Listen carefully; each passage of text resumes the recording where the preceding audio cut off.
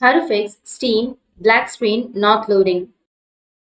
So if you want to fix Steam black screen not loading on your PC or your computer, then what you need to do that if you might have been facing some issues of the screen not loading, then it might be the store home screen or your library screen.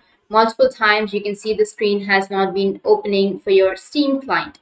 So how you can fix that? It's very simple process. Just open up your Steam client. So wait for it to load. Once it's loaded, now you just need to simply go with the Steam icon, which is on the upper left, and go with the settings.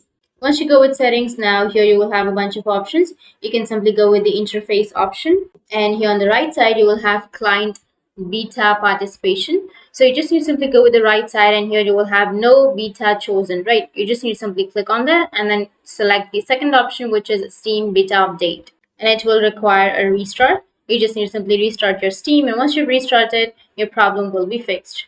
So that's it, and if you have any questions, feel free to comment below. Thanks for watching.